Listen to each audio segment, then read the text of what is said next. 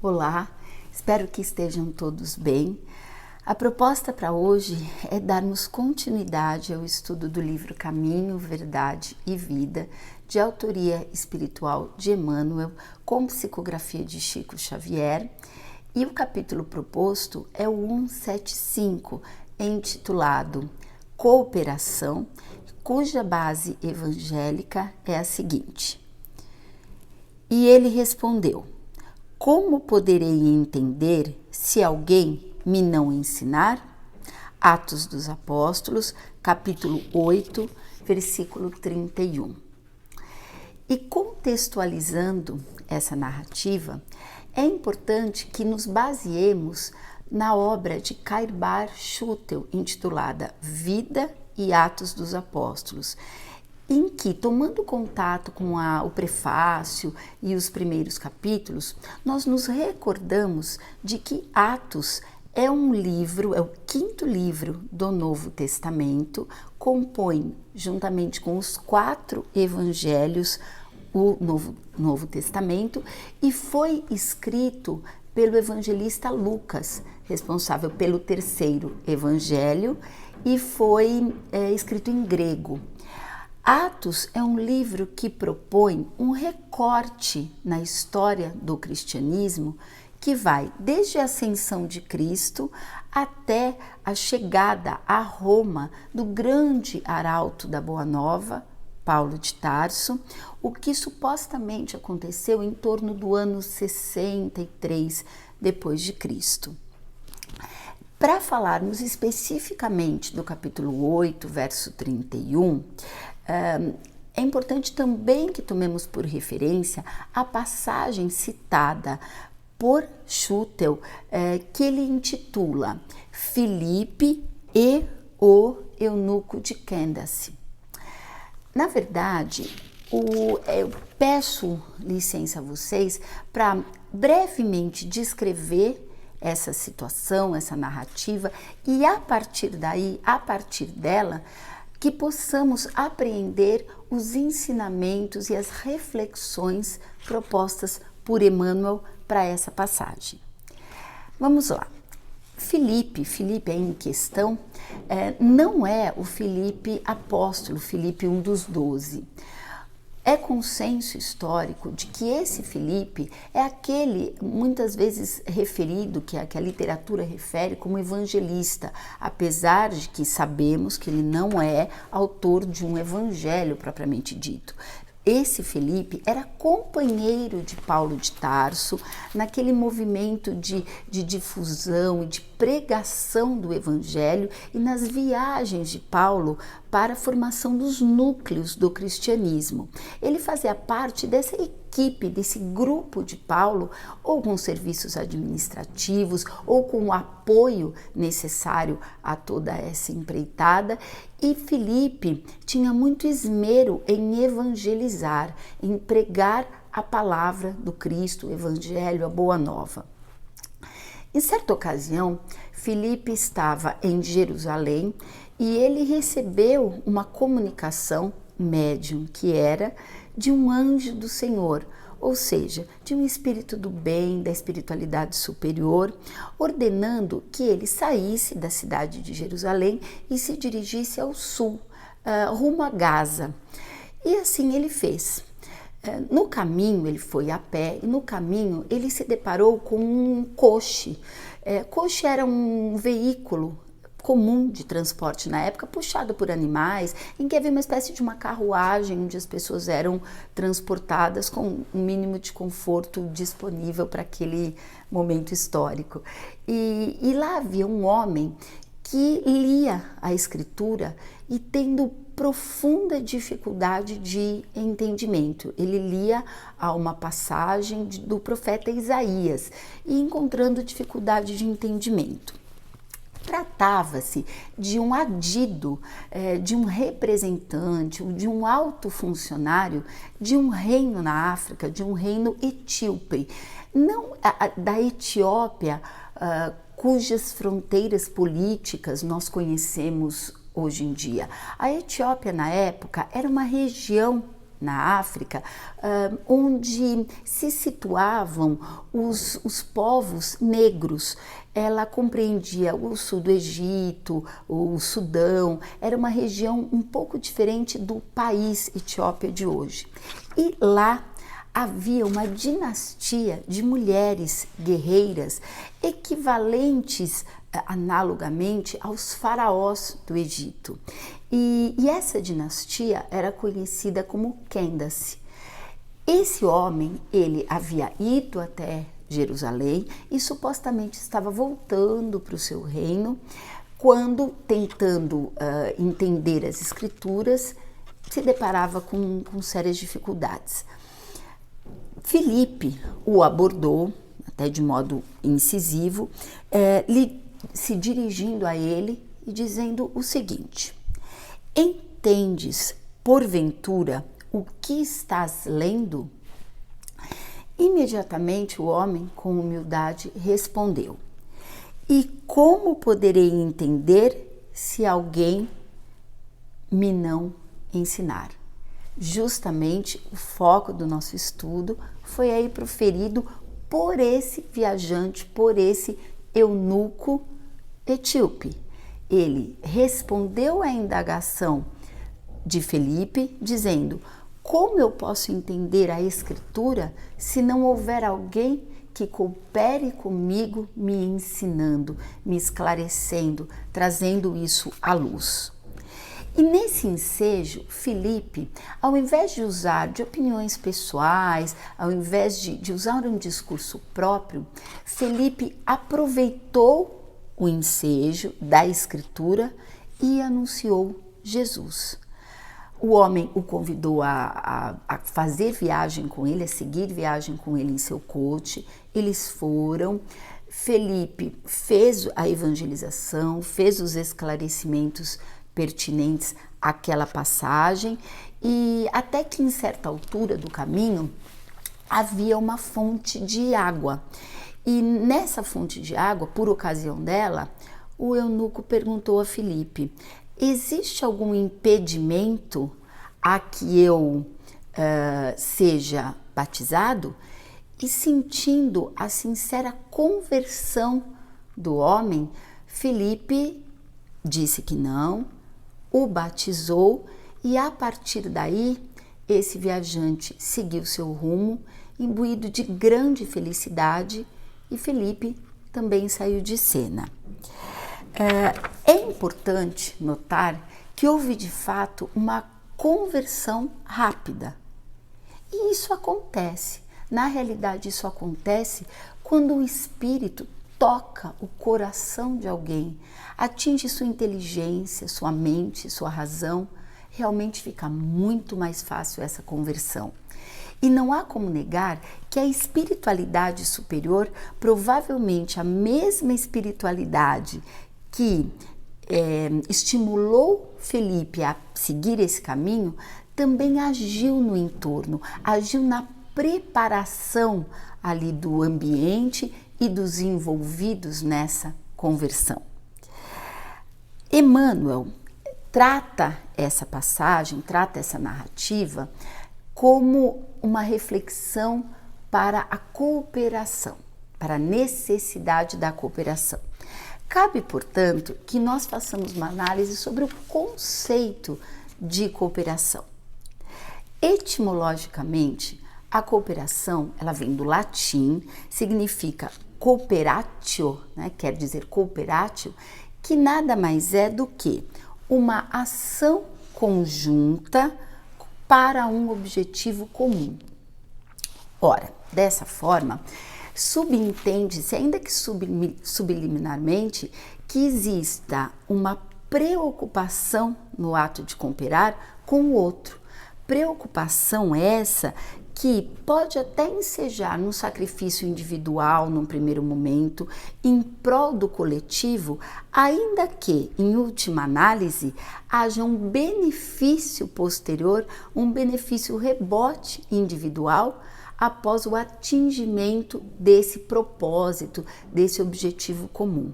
Mas existe no bojo do conceito de cooperação a questão de olhar para o outro, de se preocupar com o outro. E Emmanuel ratifica e Emmanuel corrobora, inclusive amplifica esse conceito de cooperação a partir do momento em que ele amplia para o âmbito da sociedade, para o âmbito da convivência, dizendo o seguinte: a interdependência guarda a força de lei em todos os domínios do universo. Com isso, Emmanuel institui a lei da cooperação. Ganha força de lei o ato de cooperar. E é, de fato, muito importante que entendamos isso, mesmo porque o maior exemplo de cooperação acabou vindo da trajetória de Cristo na Terra. Com certeza, Cristo teria condições mais do que suficientes de realizar a sua obra, de realizar a sua missão, sem tanta interação social que ele tanto estimulava, sem a cooperação dos 12 apóstolos recrutados para que eles juntos mudassem o curso da humanidade. Na verdade, esses 12 apóstolos, inclusive, eram muito diferentes entre si. Então, Jesus, que deve ser nossa inspiração e nossa aspiração, foi o primeiro a nos deixar como lição essa cooperação fraternal, com os seus atos, com os seus ensinamentos, com a sua vida. Ele nos estimulou a que joguemos luz, a que demos de fato importância ao fato de que a cooperação é necessária. Emmanuel, por sua vez, ele coloca que não sejamos de maneira nenhuma presunçosos. É simplesmente impossível, segundo ele, alcançarmos a iluminação sem a ajuda, sem o auxílio dos outros, sozinhos, de modo individual. E nisso, a passagem que envolve todo o cenário e a história narrativa que envolve Atos 31, nos ajuda como sendo um exemplo prático do conceito de cooperação, uma vez que o eunuco etíope precisava muito de uma luz sobre a sua falta de entendimento, sobre aquela sua ignorância pontual. E Felipe estava lá disposto a cooperar.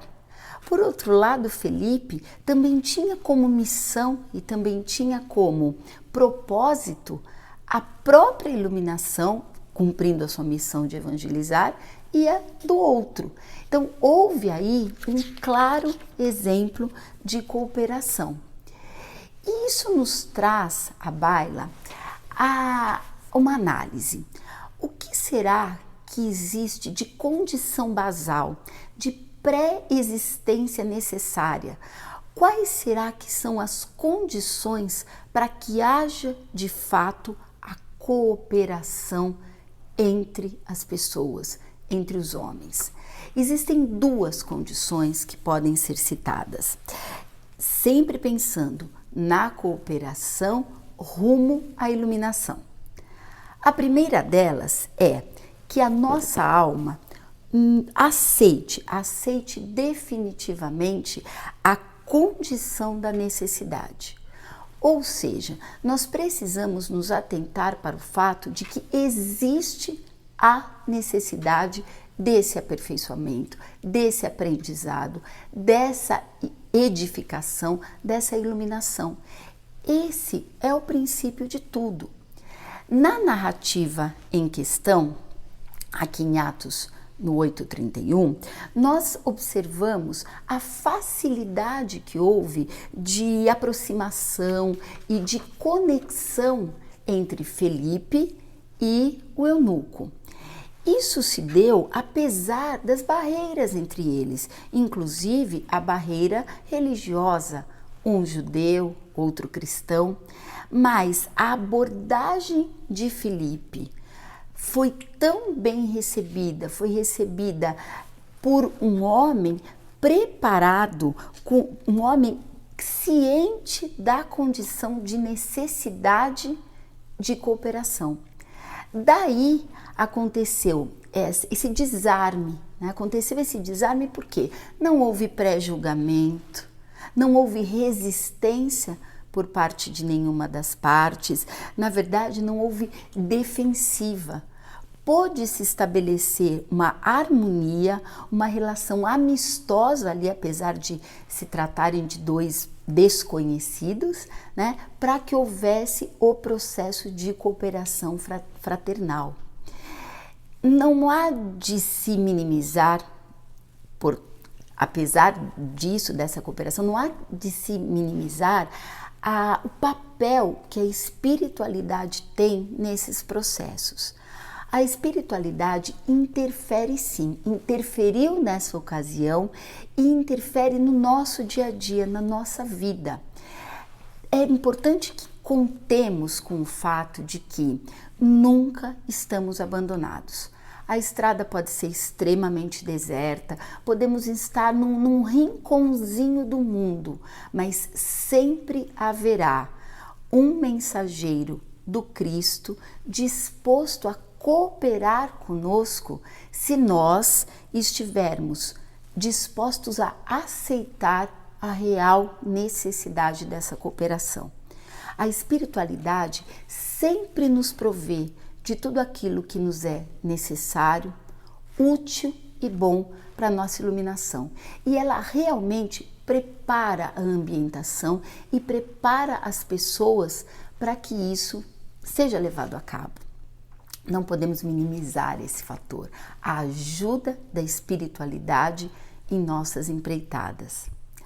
Uma segunda condição muito necessária também para a realização dessa cooperação é que a nossa alma, uma vez aceitando a condição de necessidade, também entenda e nunca despreze a importância do ato de aprender com humildade.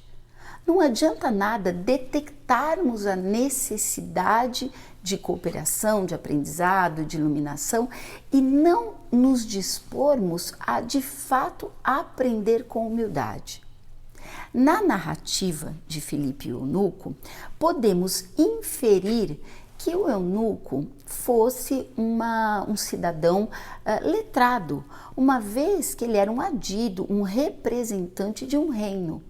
E mesmo assim, ele demonstrou uma postura de abertura, de humildade para o entendimento que lhe faltava naquela ocasião focal, né? E é importante que tragamos isso para a nossa vida. O homem, nós como seres humanos, a criatura humana, ela é gregária por natureza.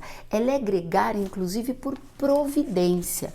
Por quê? Porque embora no mundo contemporâneo exista um viés, um modismo do individualismo, as pessoas verbalizam muito: eu não preciso de ninguém para levar a cabo a minha vida, eu fico muito melhor sozinho.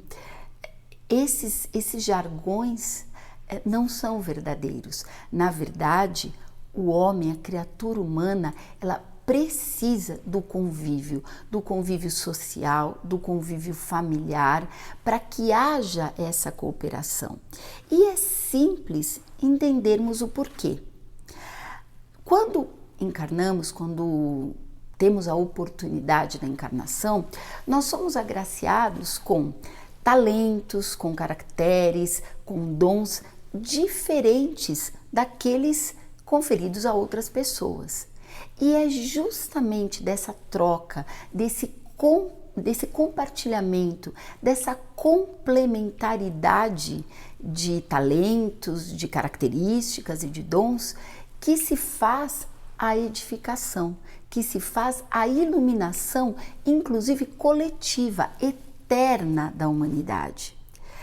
É importante que se saiba que através dessa troca nós somos capazes não só do aprendizado edificante, que é uma coisa que se acelera com essa interdependência, com esse intercâmbio, mas também nós ganhamos a capacidade de adquirir tolerância, de desenvolver a tolerância. Tolerância a quê? Tolerância às frustrações, tolerância aos dissabores, tolerância ao contraditório. É justamente esse convívio que permite a cooperação que nos ensina tudo isso no dia a dia. Né? É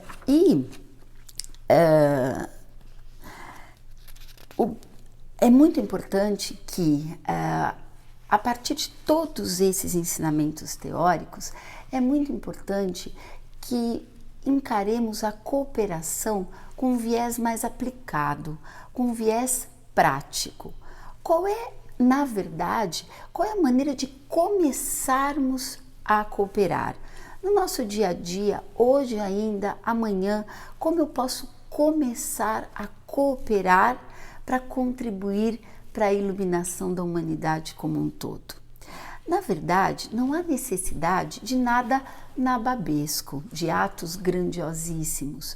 A cooperação na prática nada mais é do que ser gentil, do que um ato de cordialidade. A cooperação no dia a dia nada mais é do que genuinamente se interessar pelo outro, se interessar pelo fardo que o outro carrega e, eventualmente, se este estiver muito pesado, auxiliá-lo, dividir com ele. Isso tem base no amor. Isso é um ato de caridade, mas é muito importante que entendamos que a cooperação não exige, não clama por grandes atos.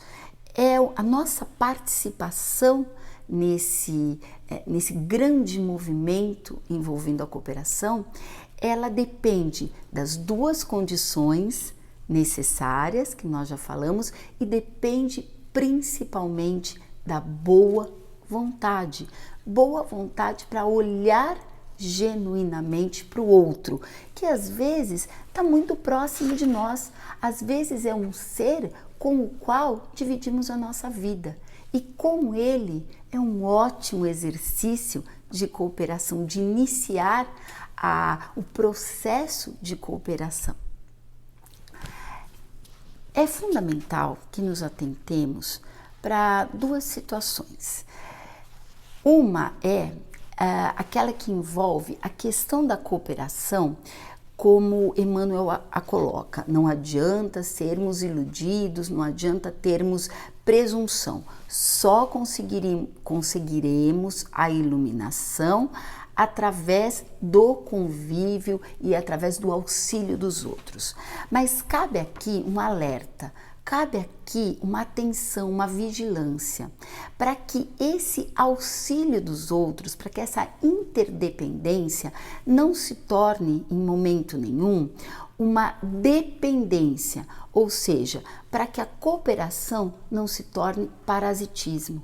Parasitismo, como a biologia o conhece, o parasitismo ele é uma relação desarmônica, deletéria, em que, com base na preguiça, muitas vezes, nós nos tornamos dependentes para a nossa evolução e para a nossa iluminação do outro. Há necessidade de ficarmos atentos, porque a nossa iluminação ela não pode ser delegada nem transferida, ela é de nossa inteira responsabilidade. Outro fator que cabe alerta e que cabe vigilância é em relação à cooperação ser sempre elogiável, porém a interferência é lastimável. É importante que tenhamos como base para a cooperação o amor genuíno, a solidariedade, e não como base sentimentos como o orgulho, a vaidade, a soberba, porque isso pode nos levar, na prática, a ajudar a participar das situações de outra pessoa com o intuito não de cooperar, mas com o intuito de atender ao nosso orgulho, à nossa vaidade e com o intuito de interferir nas situações de acordo com o nosso bel prazer. Então, isso não é cooperação. A intenção aí é muito importante. Então, dados esses alertas, eu gostaria de pedir licença a vocês para encerrar com versos de Rodrigues de Abreu, presentes em Cartas do Coração, a segunda parte, acerca justamente do tema cooperação. A rocha guarda... Perdão. Vamos lá, esse é o texto a poesia, o verso de Rodrigues de Abreu, cujo tema é cooperação. E eu peço licença para encerrar, lendo para vocês esses versos. Meu amigo, repara, tudo é cooperação no berço que te embala. O sol conserva o mundo em seus braços de luz, e a terra guarda a vida com carinho extremado. A nuvem desce ao solo e espalha a chuva amiga. O chão abre-se em fontes que sustentam felizes o campo aberto em flor. O tronco viridente é, mais tarde, agasalho. A erva frágil de agora será repasto à mesa. A abelha pequenina é operária do mel. A simples gota d'água é bênção no deserto. A rocha guarda o vale, garantindo-lhe o bosque. O vale é a casa amiga de sementes e frutos. Em toda parte, tudo é concurso e bondade. Que fazes para o mundo no concerto das coisas? Que dás à natureza? Que ofereces de bom? Foge ao frio da inércia e ajuda sem cessar, porque o tempo que passa é cobrador de Deus, e amanhã, sem tardança, dar-te-á com mãos cheias a resposta da vida àquilo que semeias. Muito obrigada pela atenção e até a próxima.